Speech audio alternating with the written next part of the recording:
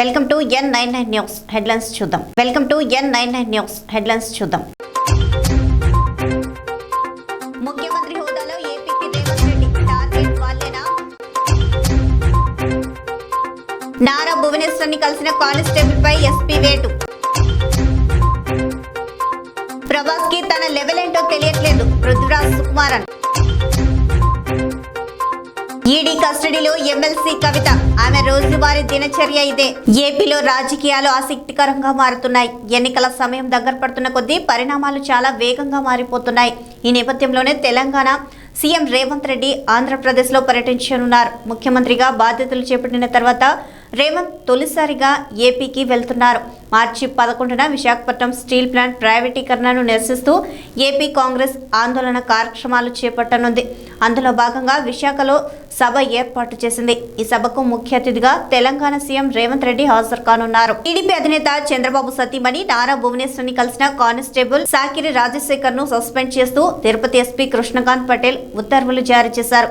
తిరుపతి దిశ police station లో పనిచేస్తున్న constable Rajasekhar Annamayya జిల్లాలో నిజం గెలవాలి కార్యక్రమంలో పాల్గొనేందుకు భువనేశ్వరి తిరుపతి జిల్లా బకారపేట మీదుగా వెళ్తుండగా కలిశారు. కానిస్టేబుల్ పై ఫిర్యాదులు రావడంతో విచారణ అనంతరం ఆయన్ను సస్పెండ్ చేసినట్లు ఎస్పీ తెలిపారు. జిల్లా పోలీసులు అధికారులు సిబ్బంది తమ వ్యక్తిగత అభిప్రాయాలను బహిర్గతం చేయడం, రాజకీయ పార్టీ కార్యక్రమాల్లో పాల్గొనడం వంటి వాటిని ఎన్నికల ప్రవర్తన నియమావళి ఉల్లంఘనగా పరిగణించి చట్ట ప్రకారం చర్యలు తీసుకుంటామని హెచ్చరించారు. Pan India star Prabhas recent గా సలార్ పార్ట్ 1 సినిమాలో బ్లాక్ బస్టర్ అందుకున్నాడు. ఈ చిత్రంలో ప్రభాస్ తర్వాత ఫ్యాన్స్ కి ఎక్కువగా నచ్చిన క్యారెక్టర్ వరదరాజ మన్నార్తి. ఎందుకంటే ఈ పాత్రను అంత అద్భుతంగా చేశారు. Malayala hero Prithviraj Sukumaran, Prabhas Prithviraj on screen friendship కి అయితే ఆడియన్స్ ఫిదా అయిపోయారు. అయితే ఈ సినిమా తర్వాత ఆన్ స్క్రీన్ లో కూడా వీళ్ళిద్దరూ అంతే గొప్ప స్నేహితులైపోయారు. ఈ విషయాన్ని చాలా సార్లు పృథ్వీరాజ్ కూడా చెప్పారు. అయితే తాజాగా తన కొత్త సినిమా ఆడు జీవితం ప్రమోషన్స్ లో భాగంగా ఇచ్చిన ఓ ఇంటర్వ్యూలో ప్రభాస్ తో తన స్నేహం గురించి ఇంట్రెస్టింగ్ కామెంట్ చేశారు పృథ్వీరాజ్. ఢిల్లీ లిక్కర్ స్కామ్ కేసులో BRS MLC Kalvakuntla Kavitha arrest అయిన విషయం తెలిసిందే. ఆమెకు ఢిల్లీ రౌస్ అవెన్యూ కోర్టు 7 రోజుల కస్టడీ విధించగా ప్రస్తుతం ఆమె ఈడీ కస్టడీలో ఉన్నారు. భగవద్గీత పుస్తక పఠనం, భగవన్నామ స్మరణతో కవిత దినచర్యను కొనసాగిస్తున్నారు. బుధవారం ఏకాదశి సందర్భంగా ధ్యానం చేస్తూ ఉపవాస దీక్షలో ఉన్నారు. ఆమె కోరిక మేరకు ఈడీ అధికారులు పలు రకాల పనులను కవితకు అందించారు. జనసేన అభ్యర్థి కొణతాల రామకృష్ణ ఎన్నికల నియమావళికి విరుద్ధంగా సచివాలయ ఉద్యోగులు ప్రవర్తించవద్దని కొణతాల రామకృష్ణ హితవు పలికారు. కొందరు సచివాలయ ఉద్యోగులు అత్యుత్సాహం చూపిస్తూ అధికార పార్టీకి ప్రచారం చేస్తున్నారని, వీటికి సంబంధించి ఈసీకి ఫిర్యాదు చేస్తామని హెచ్చరించారు. భవిష్యత్తులో జరగబోయే పరిణామాలకు తమకు బాధ్యత ఉండబోదని శృతి మెత్తగా చెప్పారు. మేమందరూ కూడా చెప్పడం జరిగింది. ఏ విధంగా అయితే ప్రభుత్వ అధికారులు కానీ, వాలంటీర్లు కానీ, లేదంటే సెక్రటేరియట్ సంబంధించినటువంటి ఉద్యోగస్తులు కానీ, ఏ స్థాయిలో ఉద్యోగస్తులైనా, కాంట్రాక్ట్లో ఉన్నట్టు ఎవరైనప్పటికీ ఈ ప్రచార కార్యక్రమంలో కానీ, లేదంటే వేరే రకంగా రాజకీయ కార్యక్రమాలు ఏం జరిపినప్పటికీ వెంటనే తగు చర్యలు తీసుకోవాలని రాష్ట్ర ఎన్నికల కమిషన్ కాదు, కేంద్ర ఎన్నికల కమిషన్ కూడా ఫిర్యాదు చేయడం జరుగుతుంది. ఈసరికే ఎన్నికల కమిషన్ నిన్న ఒక వాలంటీర్ను ఒకరినో వారి మీద చర్యలు కూడా తీసుకోవడం జరిగింది. మేమైతే ఎక్కడైతే ఉన్నారో వాళ్ళు వెంటనే ఫోటోలు తీసుకొని డైరెక్ట్గా ఎన్నికల కమిషన్కి రిపోర్ట్ చేసే విధంగా వాళ్ళకి టోల్ ఫ్రీ నెంబర్ కూడా ఉంది సెంట్రల్ ఎన్నికల కమిషన్కి. అదేవిధంగా రాష్ట్ర ఎన్నికలు పెట్టి తగు చర్యలు తీసుకోవడం జరుగుతుంది. వాళ్ళకు కూడా మా అప్పీల్ ఏంటంటే, దయచేసి ఇటువంటి కార్యక్రమంలో మీరు పాల్గొంటే భవిష్యత్తులో జరిగే కార్యక్రమాలకి మరి ఎవరిది బాధ్యులు కాదు. దయచేసి వాటికి దూరంగా ఉండాల్సిందే కోరుతున్నాం. అనకాపల్లి మాజీ మున్సిపల్ కౌన్సిలర్, కాంగ్రెస్ నేత దివంగత కడిమిశెట్టి రామ్జీ ఇంటి నుండి జనసేన అభ్యర్థి కొణతాల రామకృష్ణ ఎన్నికల ప్రచారం ప్రారంభించారు. గతంలో ఇద్దరు కాంగ్రెస్ పార్టీలో కలిసి పనిచేయడం జరిగింది. కాంగ్రెస్ లో మంత్రిగా పనిచేసినప్పుడు దివంగత కడిమిశెట్టి రామ్జీ భార్య మహాలక్ష్మి మున్సిపల్ చైర్పర్సన్ గా పనిచేశారు. కడిమిశెట్టి రామ్జీ వైసీ సామాజిక వర్గానికి చెందిన వ్యక్తి కావడంతో సెంటిమెంట్ గా కొణతాల రామకృష్ణ ఎన్నికల ప్రచారం ప్రారంభించారు. కడిమిశెట్టి రామ్జీ భార్య ఆమె కుమారుని కలిసి జనసేనకు ఓటు వేయాల్సిందిగా కోరారు. కడిమిశెట్టి రామ్జీ ఆది నుండి కాంగ్రెస్ లోనే కొనసాగారు. రాష్ట్రంలో జరిగిన పరిణామాల తర్వాత వైఎస్ఆర్సీపీ పార్టీ ఆవిర్భవించినప్పటికీ కొణతాల రామకృష్ణ పార్టీ మారి వైసీపీకి వెళ్లారు. కడిమిశెట్టి రామ్జీ మాత్రం చివరి వరకు కాంగ్రెస్ లోనే కొనసాగారు. రాష్ట్రం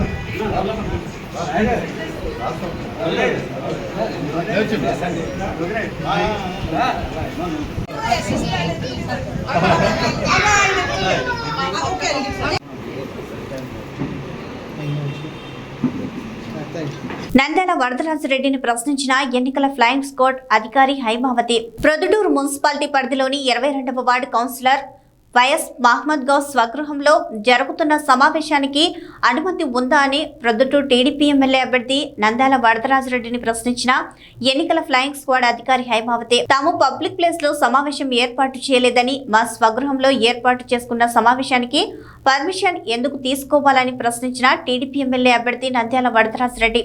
ఈ విషయాన్ని ఎన్నికల అధికారి దృష్టికి తీసుకెళ్తానని వెళ్లిపోయిన ఎన్నికల ఫ్లయింగ్ స్క్వాడ్ అధికారి హైమావతి.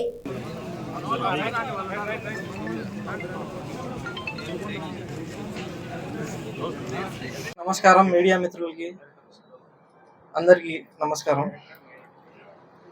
గతంలో నాన్న ఉన్నప్పుడు కూడా పెద్దాయన అంటే చాలా అభిమానంగా ఆప్యాయతగా ఉండేవాడు. నాన్న పెద్దాయన కోసము అప్పుడు పార్టీలో కూడా పెద్దాయనతో పాటు చాలా నడిచి పెద్దాయనతోనే అప్పుడు కౌన్సిలర్ ఈయన హయాంలోనే కౌన్సిలర్గా కూడా నాన్న ఉన్నాడు. ఆయనతోనే నడుస్తున్నాడు. తర్వాత మనం 2019లో ఎలక్షన్ తర్వాత 2019 వరకు ఆయనతో పాటే ఉన్నాం మేమంతా, మా ఫ్యామిలీ, మా కుటుంబం అంతా. 2019 ఎలక్షన్ తర్వాత కొన్ని కారణాల వల్ల కొంచెం పెద్దాయన కొంచెం ఎలక్షన్లో కొంచెం సైలెంట్గా ఉండడం వల్ల అప్పుడు పోయి నాన్న కూడా మనం ఇలా మీరు కూడా సైలెంట్గా ఉన్నారు, మనము వేరే వైఎస్ఆర్సీపీ పార్టీలో వాళ్ళు ఆహ్వానిస్తున్నారు, మేము పోదలుచుకున్నామని చెప్పి ఆయన అడిగి ఆయన పర్మిషన్ తీసుకొని అప్పుడు నాన్న కూడా వైఎస్ఆర్ పార్టీలోకి ఆహ్వానించిన తర్వాత మనం పోయినాము. కానీ కొన్ని కారణాల వల్ల వైఎస్ఆర్ పార్టీలో కూడా మనకు మన గౌరవము ప్లస్ మన మైనార్టీస్కి న్యాయము రెండు జరగకపోవడం వల్ల నేను కూడా అక్కడి నుంచి తప్పుకొని సైలెంట్ అయిపోయి మళ్ళీ కొన్ని రోజుల తర్వాత నాకు సస్పెండ్ చేసినారని చెప్పారు. కానీ వాళ్ళు సస్పెండ్ చేయడానికి వాళ్ళు నాకు ఏ అర్హత లేదు, ఎందుకంటే ఇండిపెండెంట్ కౌన్సిలర్ని. అందుకు వాళ్ళ కాడి నుంచి తప్పుకున్నాను. తప్పుకున్న తర్వాత కొన్ని రోజుల తర్వాత నేను టీడీపీ అధినేత నారా చంద్రబాబు నాయుడు సమక్షంలో పోయి పార్టీలో చేరాను. పోయి చేరిన తర్వాత మనము పార్టీలో నడుస్తున్నాము. ఎవరికి టికెట్ వచ్చినా కూడా మనము వాళ్ళ వెంటే ఉంటాము. పార్టీ ఏ విధంగా నడుస్తుందో, పార్టీ ఏ విధంగా నడవనికి చెప్తాదో ఆ విధంగా మనము పార్టీకి కట్టుబడి ఉంటామని చెప్పి ఆ రోజు కూడా చెప్పడం జరిగింది. ఈ రోజు కూడా అదే చెప్పడం జరుగుతుంది. అదే విధంగా ఇప్పుడు మళ్ళీ మన అదృష్టం కొద్దీ మళ్ళీ మన వరదారెడ్డి గారికి మళ్ళీ టికెట్ పై నుంచి హై కమాండ్ నుంచి టికెట్ రావడం జరిగింది. అందుకు ఆయన కూడా మనకు మద్దతు కోసం అంతా సహకరించడం కోసం ఫోన్ చేసినారు, మాట్లాడినారు. నేను మొత్తం ఈ కాలం అంతా నేను ఎప్పుడు కూడా ఆయనకు కట్ కాలేదు.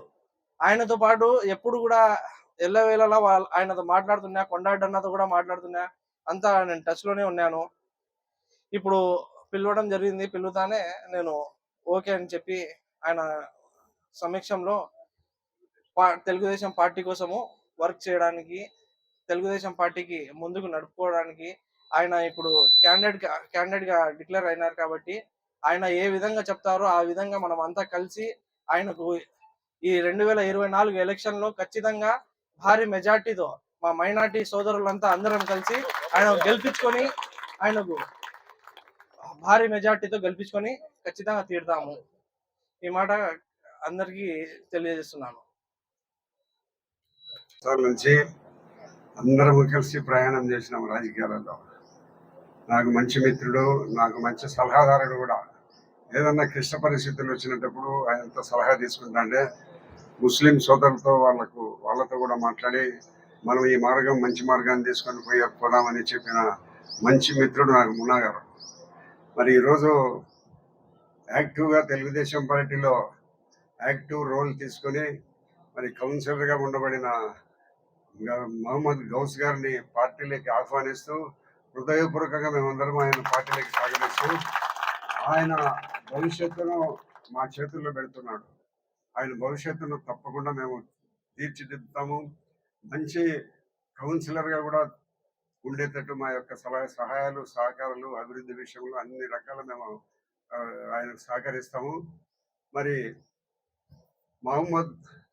స్వర్గీయ మహమ్మద్ గారు నాకు మంచి మిత్రుడు. దాదాపు నేను ఆయన 35 సంవత్సరాలు సుదీర్ఘంగా రాజకీయాలలో ప్రయాణం చేసినాము.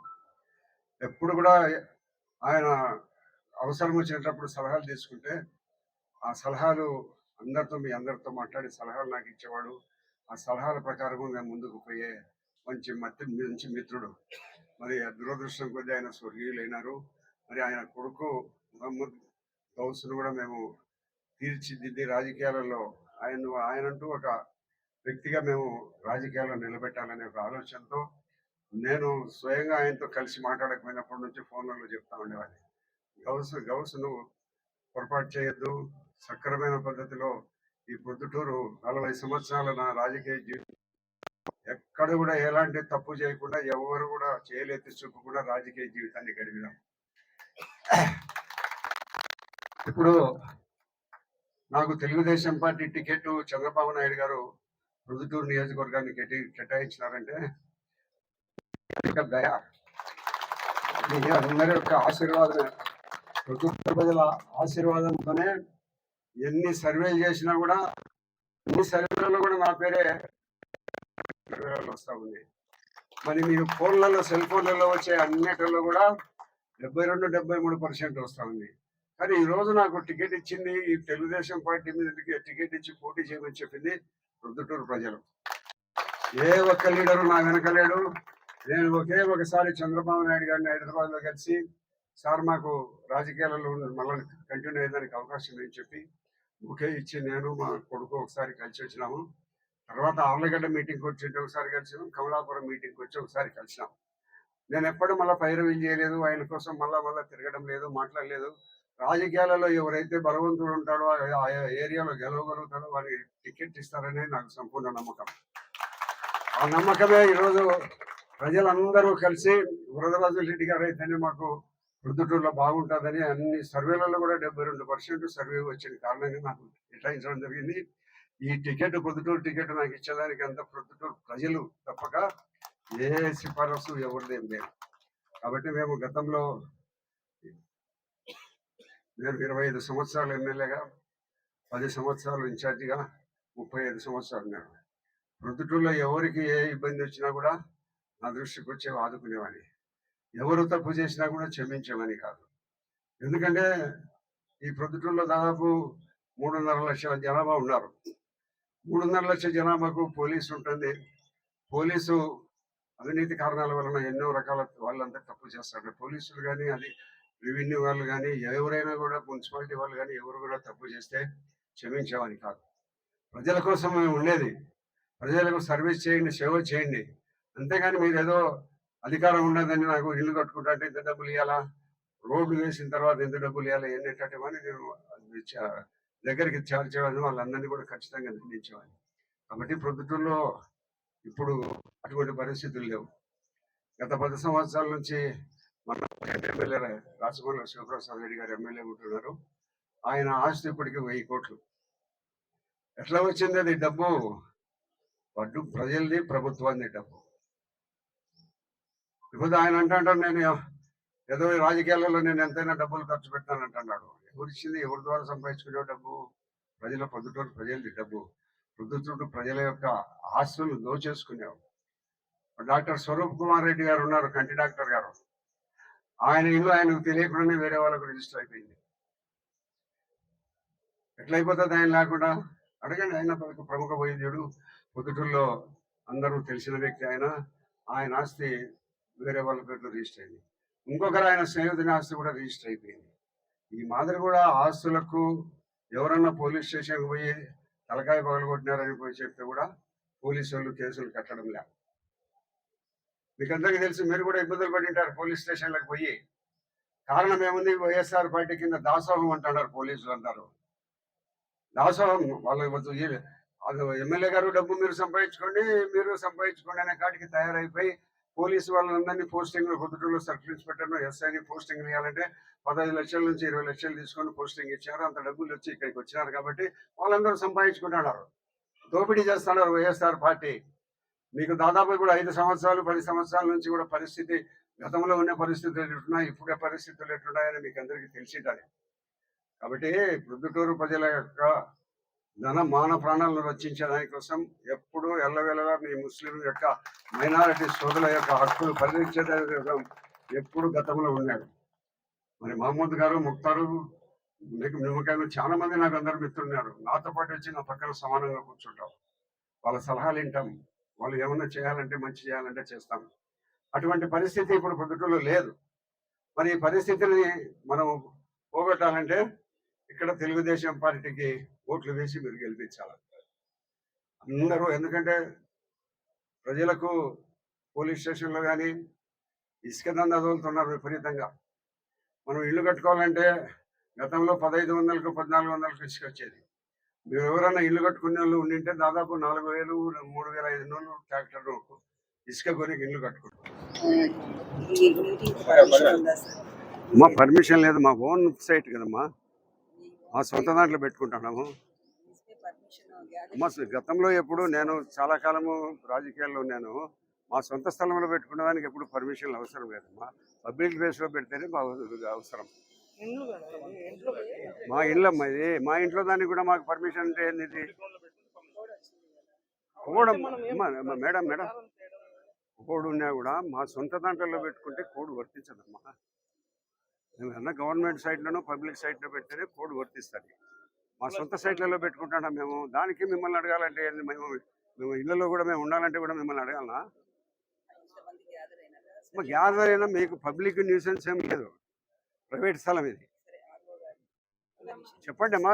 మా ఇళ్లలో సొంత స్థలాల్లో పెట్టుకునే దానికి కోడ్ ఎప్పుడు లేదు. నేను 30 ఇదంతా వాళ్ళందరూ కలిసి ఇక్కడ పెట్టుకున్నారు. ఏదో ఇట్లా అవసరాల కోసం ఉంటుందని కూడా ఖాళీ సైట్ పెట్టుకున్నాడు. ఇట్లా మేము పెట్టుకుంటాను అమ్మా. మీరేం దీనికి కోడ్ వర్తించదు మేడం. మీ నేమ్మా హైమావతి. అవుమ్మా, మీతో నాకు పరిచయం ఉంది కాబట్టి ఇది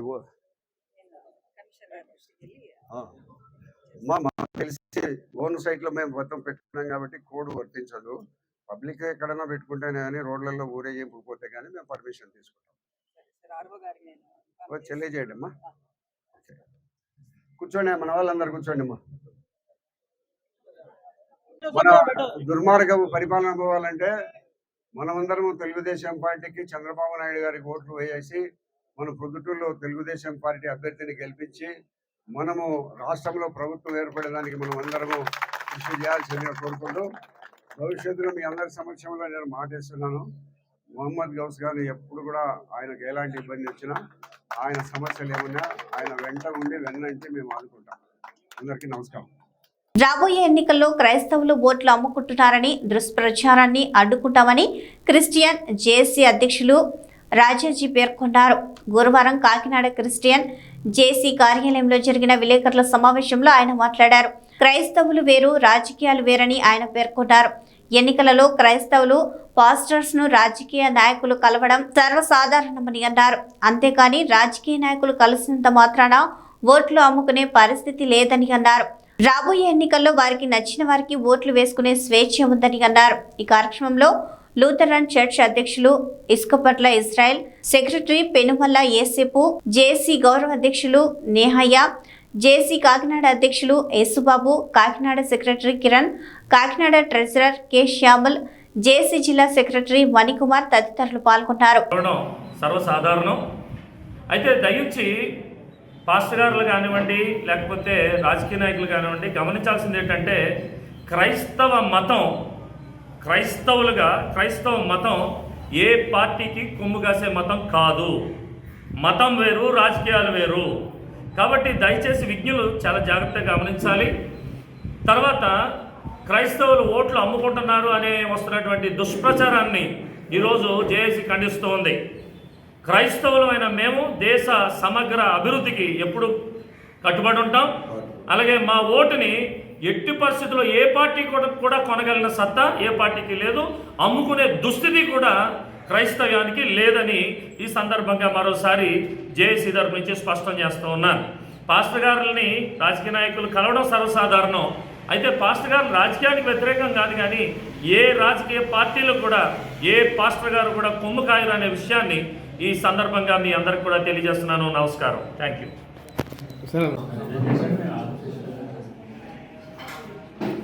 ఆమోదించాలని కూడా చెప్పారు కదా. కాకినాడ రూరల్ మండలం బొడ్డుచీరు వద్ద అల్లూరి సీతారామరాజు విగ్రహానికి ముసుగు వేయడం పట్ల సబతి ఫణేశ్వరరావు, రామలక్ష్మి ఆందోళన చేశారు. అల్లూరి ఏ పార్టీకి చెందిన వ్యక్తి కాదని, తనగా స్వాతంత్రోద్యమకారుడని అన్నారు. అధికారుల చర్య ఆ వీరుణ్ణి అవమానించడమేనని అన్నారు. ఎన్నికల కోడ్ నిమిత్తం స్వతంత్ర సమరయోధుడు అల్లూరి సీతారామరాజు విగ్రహానికి అధికారులు ముసుగు వేయడం జరిగిందని సబతి ఫణేశ్వరరావు, రామలక్ష్మి పేర్కొన్నారు. అల్లూరి సీతారామరాజు విగ్రహానికి ఎన్నికల కోడ్ అమలులో ఉందని, విగ్రహానికి ముసుగు వేయడం జరిగింది అని అన్నారు. తక్షణమే ముసుగును తొలగించాలని డిమాండ్ చేశారు. ఈ కార్యక్రమంలో నూకరాజు తదితరులు పాల్గొన్నారు.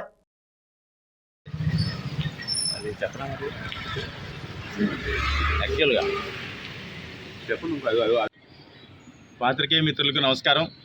మరి ఇప్పుడు ఆంధ్రప్రదేశ్ రాష్ట్రంలో ఎలక్షన్ కోడ్ అమల్లో ఉంది.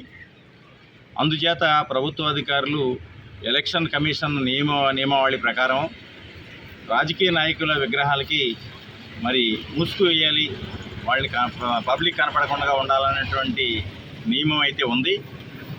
అయితే నాకు తెలిసినంత వరకు జాతీయ నాయకులు డాక్టర్ బాబాసాహెబ్ అంబేద్కర్ గారు కానీ, జ్యోతిరావు పూలే కానీ, అదేవిధంగా మరి ఈ దేశం కోసం ప్రాణాలు అర్పించినటువంటి ఫ్రీడమ్ ఫైటర్, విప్లవ జ్యోతి, ఈ దేశానికి యువతకి ఆదర్శమైనటువంటి పోరాటానికి ఆదర్శమైనటువంటి వ్యక్తి అల్లూరి సీతారామరాజు గారికి మరి ముసుగేయమని చెప్పేసి ఎక్కడ లేదు. మరి ప్రభుత్వ అధికారులు ఎలక్షన్ నియమావళిని అమలు చేయడంలో పూర్తిగా వైఫల్యం చెందినారని చెప్పేసి మేము చెప్తా ఉన్నాం. మరి ఇక్కడ పంచాయతీ ఈఓ గారు కానీ, దానికి సంబంధించినటువంటి పై అధికారి ఎంఆర్ఓ గారు కానీ, ఆర్డీఓ గారు కానీ అందరూ కూడా పర్యవేక్షణలు కదా. అంచేత గ్రామ స్థాయిలో పర్యవేక్షణ అనేటువంటిది పూర్తిగా లేదు అని చెప్పేసి చెప్పడానికి ఇదే నిదర్శనం అండి. ఎందుకంటే మరి అల్లూరి సీతారామరాజు గారు ఏ రాజకీయ పార్టీకి సంబంధించిన వ్యక్తి కాదు. ఆయన దేశం కోసం, దేశానికి స్వతంత్రం రప్పించడం కోసం ప్రాణాలు అర్పించిన వ్యక్తి. అటువంటి వ్యక్తిని కూడా రాజకీయ నాయకులు జమాలో వేసేసారంటే అది ఎంత మరి ఏ విధంగా ఆలోచన చేసుకోవాలి. నెక్స్ట్ మీరిచ్చే సందేశం యువతకు ఆదర్శంగా ఉండాలి. ప్రభుత్వ అధికారులు తీసుకున్న నిర్ణయాలు ఏవైనా కానీ యువతకు ఆదర్శంగా ఉండాలి. మరి ఎట్లా అసలు రాజకీయ పార్టీకి జాతీయ నాయకులకి తేడా తెలియకున్నటువంటి అధికారులు పర్యవేక్షణలో ఎలక్షన్ల నియమావళి జరుగుతోంది. అటువంటి పరిపాలన వ్యవస్థ ముందుకు నడుస్తోంది. అదేవిధంగా దీంతో పాటు నేను ఇంకో మాట కూడా చెప్పదలుచుకున్నాను. పూర్తిగా పర్యవేక్షణ అనేటువంటిది ఎక్కడైతే లోపించదో అన్నీ ఇటువంటి ఇబ్బందులు ఎదురవుతాయి. అంచేత మేము ప్రభుత్వ అధికారులకి చెప్పించే విధంగా ఉండకూడదు. మళ్ళీ రాజకీయ కోణంలో చూడకుండా మరి తక్షణం ఇటువంటి చర్యలు ఏదైతే ఉన్నదో దాని చర్య తీసుకుని ఇమీడియట్గా రిమూవ్ చేయండి. ఎందుకంటే మేమే మ్యాన్ హ్యాండ్లింగ్ చేయకూడదు, మేము తీయకూడదు. ఎందుకంటే ప్రభుత్వం మీరు ఎలక్షన్ కోర్టులో మీరు కప్పారు కాబట్టి మీరే తీయాలి కంపల్సరీగా. మొన్న ఇక్కడే చెప్పాము, ఇక్కడ కోర్టు ఉల్లంఘన జరిగిందని చెప్పేసి దీని మీద కూడా మేము అవసరమైతే మేము కలెక్టర్ గారికి కంప్లైంట్ చేస్తాం. ఎందుకంటే ప్రభుత్వ అధికారులు పొట్టగొట్టే సంస్కృతి మాది కాదు. అంచేత అందుకోసం ఆలోచించాం తప్ప మీరు ఇలాగే చేసుకుంటా పోతానంటే మేము కలెక్టర్ గారికి కంప్లైంట్ చేస్తాం.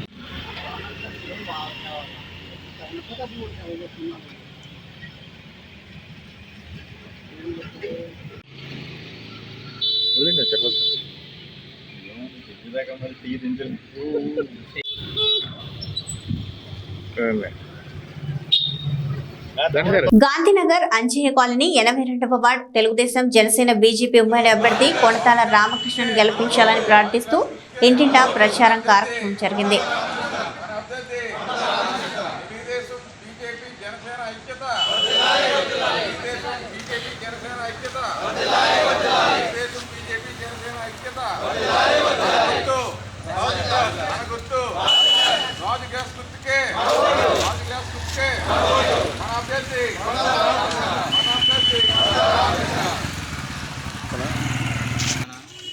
ఈరోజు 82వ వార్డు అంజయ్య కాలనీ 1వ వార్డులో కొనతాల రామకృష్ణ గారికి మద్దతుగా టీడీపీ, జనసేన, బీజేపీ ఉమ్మడి అభ్యర్థి అయిన కొనతాల రామకృష్ణ గారికి మద్దతుగా ప్రచారం స్టార్ట్ చేశాం.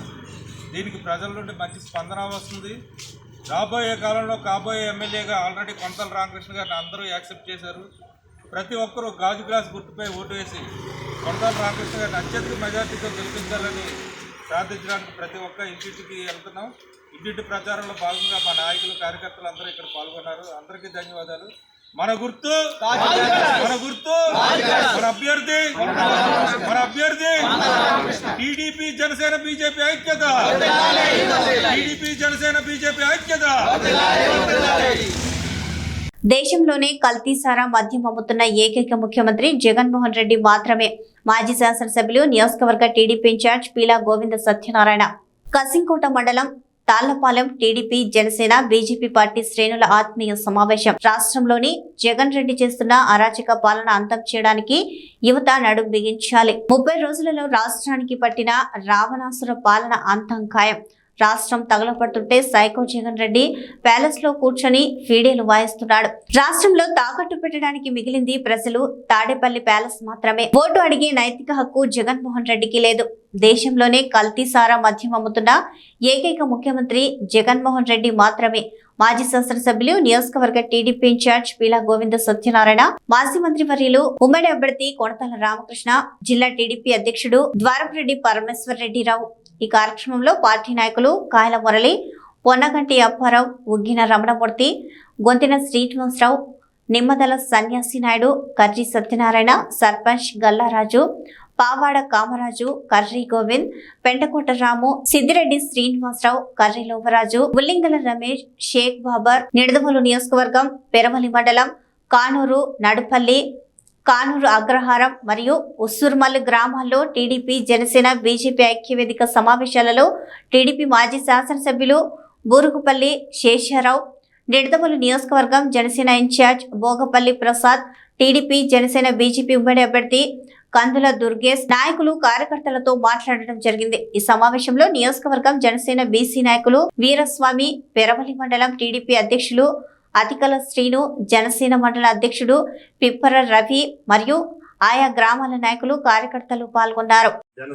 సైనికులు అలాగే జన సైనికులతో పాటు వీర మహిళలు కూడా కొంతమంది వచ్చారు. వారందరికీ కూడా పేరు పేరున నా యొక్క నమస్కారాలు తెలియజేస్తూ, డెఫినెట్ గా రాబోయే రోజుల్లో మీరందరూ మొన్నటిదాకా ఒక రకం సీటు ప్రకటించే వరకు ఎవరి ప్రయత్నాలు వాళ్ళవి, ఎవరి పోరాటాలు వాళ్ళవి, ఏదో అన్ని ప్రయత్నాలు జరిగినాయి, చేశారు. మీరు కూడా కష్టపడ్డారు. అలాగే ఈ 4.5 సంవత్సరాలుగా తెలుగుదేశం కార్యకర్తలు పడినటువంటి కష్టం అంతా. డాక్టర్ బిఆర్ అంబేద్కర్ కోనసీమ జిల్లా ముమ్మడివరం వైసీపీ ఎమ్మెల్యే అభ్యర్థి ఈ రోజు ఉదయం కాట్రేనికోన మండలం ప్రసిద్ధిగాంచిన శ్రీ మావుళ్ళమ్మ అమ్మవారిని దర్శించుకుని అక్కడి నుంచి ఎన్నికల ప్రచారం ప్రారంభించారు. కాట్రేనికోన గేట్ సెంటర్, తిలకమ్మ చెరువు, ఉప్పాడు, గొరకలమూడు, సావరం చేరుకున్న బైక్ యాత్ర అధిక సంఖ్యలో పాల్గొన్న పార్టీ కార్యకర్తలు, నాయకులు. ఎన్నికైన దాని నుంచి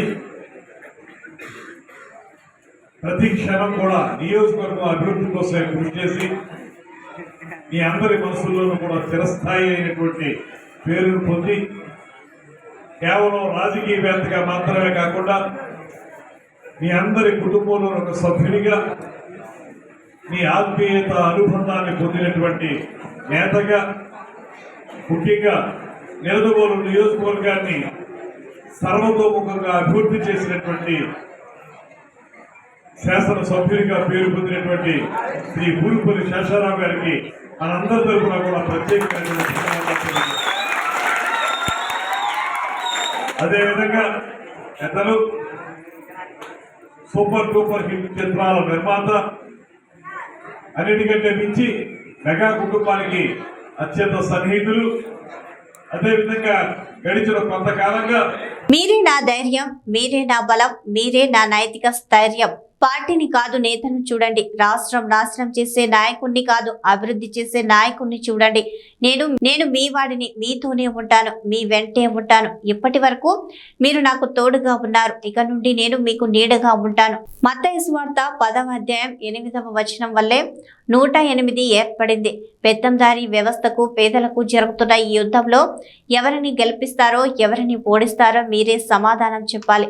కోట్ల రూపాయల నిధులతో అనేక గ్రామాలలో చర్చిల నిర్మాణాలు చేపట్టడం జరిగింది. 2.5 కోట్ల రూపాయలతో 7 చర్చిలను పూర్తి చేశాం. రానున్న ఎన్నికల్లో విజయం సాధించి మిగతా చర్చలు కూడా త్వరితగతిన పూర్తి చేసి క్రైస్తవ సోదరులకు అంకితం చేస్తాం. మీరు జైవజనులు, మీ వాక్యము నాకు ముఖ్యం, మీ ఓటు నాకు ముఖ్యం. అసత్యపు మాటలతో మిమ్మల్ని మభ్యపెట్టి మీ ఓటును అడగడానికి మీ ఇంటి ముందుకు ముఖానికి రంగులు వేసుకునే వాళ్ళు వస్తున్నారు, జాగ్రత్త. 24వ సంవత్సరంలో జరగనైనటువంటి ఎలక్షన్ లో డాక్టర్ అనిల్ కుమార్ యాదవ్ గారిని మన ఎంపీగా ప్రభు వారిని కూర్చొని పెట్టినట్లుగా మనం ప్రార్థన చేద్దాం.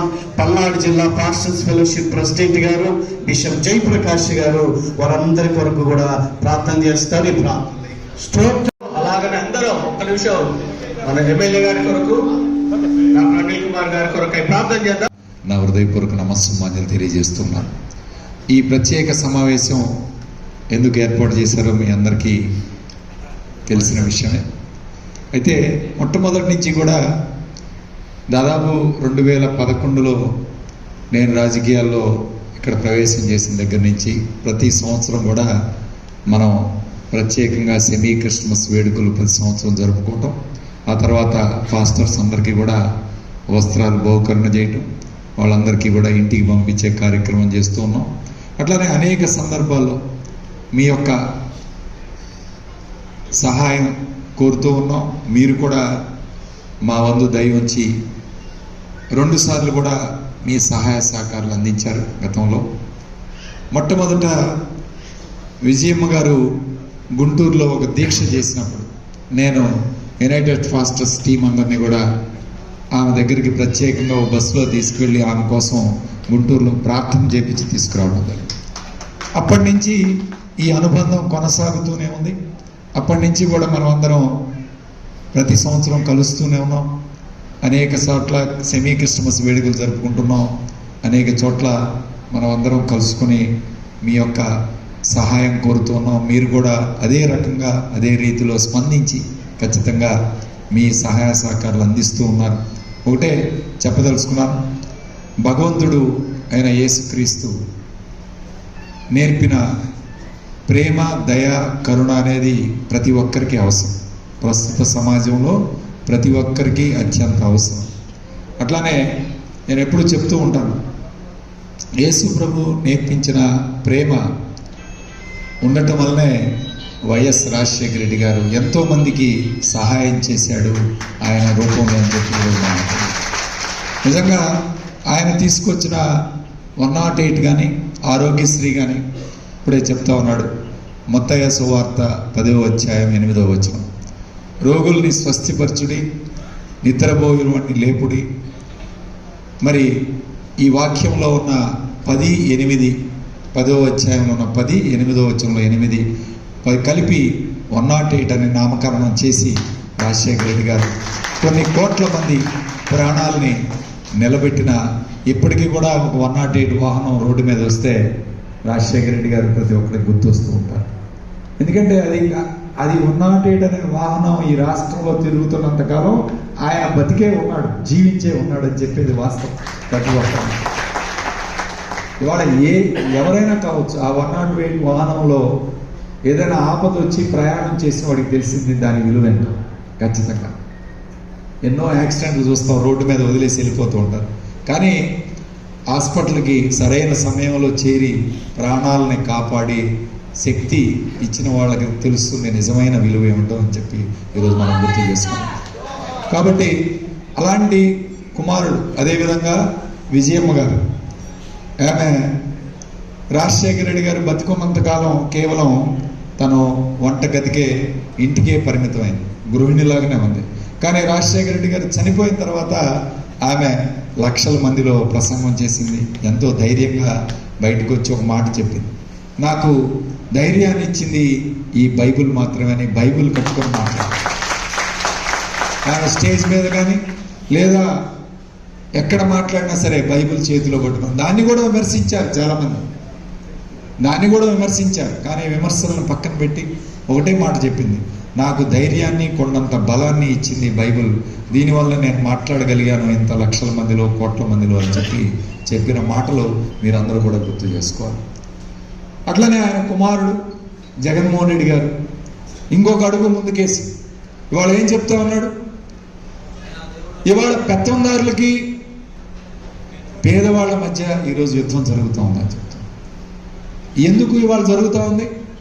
పేదవాడికి వాళ్ళ న్యాయం చేసే కార్యక్రమం చేశాడు కాబట్టి. ఏ విధంగా న్యాయం చేశాడు? ఎస్, మీ పిల్లల్ని చదివించుకుంటున్నారా లేదా? ఒక ఇంగ్లీష్ మీడియం పాఠశాలలో మీ పిల్లల్ని ఇవాళ బ్రహ్మాండంగా ప్రభుత్వ పాఠశాలలో చదివించుకోగల శక్తిని ఎవరిచ్చారు? జగన్మోహన్ రెడ్డి గారు. విద్య లేకపోతే ఎవరు కూడా పనికిరారు. అలాంటి చదువు మీ పిల్లల్ని చదివించుకునే కార్యక్రమం, పథకాలు ఇచ్చే కార్యక్రమం, డబ్బులు ఇచ్చే కార్యక్రమం. ఇవాళ ఇంట్లో ఆడకూతురు చేతిలో 4 రూపాయలు డబ్బులు ఉన్నాయి. ఇవాళ బ్రహ్మాండంగా తన కుటుంబాన్ని మరి మంచిగా ఇవాళ చదివించుకోవడం కానీ, వైద్యం చేయించుకోవడం కానీ, ఇవాళ అన్ని అవసరాలు తీర్చే కార్యక్రమం. చేయూత అనే పథకం 45 సంవత్సరాలు దాటిన ఎస్సీ, ఎస్టీ, బీసీ, మైనార్టీలకి ఈ పథకం ఎక్కడైనా ఉందా దేశంలో? ఎక్కడ లేదు. ఇవాళ ఇన్ని పథకాలు ఇస్తుంటే వాళ్ళు చెప్తూ ఉన్నారు, ఉచితంగా డబ్బులు పంచుతున్నాడు జగన్మోహన్ రెడ్డి గారు. ఎస్, ఎవరి కోసం పంచుతున్నాడు? పేదవాళ్ళ కోసం. వైట్ రేషన్ కార్డు పేదవాళ్ళ కోసం ఈరోజు పంచుతున్నాడు. ఎందుకు పంచుతున్నాడు? మీ కాళ్ళ మీద మీరు నిలబడాలి. ఆర్థికంగా ఆ కుటుంబం వాళ్ళ కాళ్ళ మీద నిలబడి వాళ్ళ కుటుంబాన్ని వాళ్ళు పోషించుకోవాలి. మానవ వనరుల అభివృద్ధి కూడా అభివృద్ధి ఈ రాష్ట్రంలో, అది మనం గుర్తుపెట్టుకోవాలి. అన్నిటికన్నా గొప్పది మానవ వనరుల అభివృద్ధి. నేను కాదు చెప్పింది, అమర్త్య సేన్ నోబెల్ బహుమతి గ్రహీత ఆర్థిక రంగంలో ఆయన చెప్పాడు, అన్నిటికన్నా ఇవాళ మనం రోడ్డు వేస్తాం లేదా ఒక ఫ్యాక్టరీ కడతాం, కానీ ఒక ఇంట్లో పేదవాడు ఆకలితో చచ్చిపోతే అది అభివృద్ధి కాదు. కాబట్టి ఆ అభివృద్ధి ఏమిటి, ఎందు రూపంలో చూపించాడు ఈరోజు జగన్మోహన్ రెడ్డి గారు ఒక్కసారి గుర్తు చేసుకోవాలి. శాసనసభ్యులు చెప్తున్నారు, దాదాపు 14 సంవత్సరాల నుంచి ఏ విధంగా అండగా ఉన్నారు, దాదాపు ఇళ్ళ పట్టాలు ఇచ్చారు. ఇంకా ఒక పెద్దలు చెప్పారు రూరల్ నియోజకవర్గంలో కొన్ని ఇవ్వాలని, తప్పకుండా అవి కూడా తప్పకుండా మీ శాసనసభ్యులు ఇస్తారు.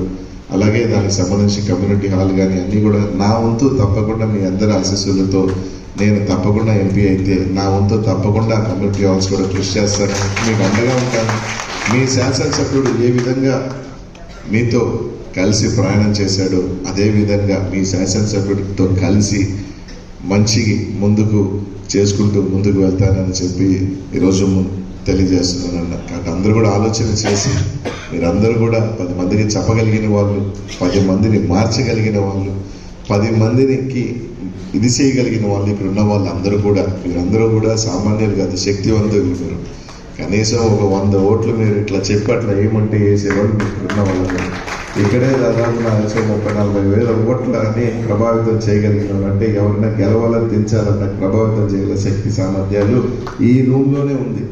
కాబట్టి అందరినీ కూడా నేను ఒకటే చెప్తాను, మీరందరూ కూడా సాయం చేయండి. తప్పకుండా మీరు చేసే సాయం ఈరోజు నేనైనా సీనన్నాను, కానీ మీరు చేసేది మాకు కాదు, మా సాయం కన్నా మంచి చేస్తూ ఈ రాష్ట్రానికి పేదవాడికి అండగా ఉన్న జగన్మోహన్ రెడ్డి గారి చదువుతుంది సాయం అని చెప్పి అందరికీ కూడా తెలియజేసుకుంటా ఉన్నాను. కాబట్టి ప్రతి ఒక్కరికి కూడా ఈ మంచి కార్యక్రమానికి వచ్చి మమ్మల్ని పిలిచినందుకు, ఈ కార్యక్రమం ఆర్గనైజ్ చేసిన సుధీర్ గారికి ఇంకా పెద్దలందరికీ కూడా పేరు పేరున కూడా ధన్యవాదాలు తెలియజేసుకుంటూ మీ అందరి బ్లెస్సింగ్స్ ఉండాలా, మీ అందరి ఇది ఉండాలని చెప్పి మనస్ఫూర్తి. ఇవి ఈ బులెటిన్ విశేషాలు. మరో బులెటిన్లో మళ్ళీ కలుసుకుందాం. నమస్కారం.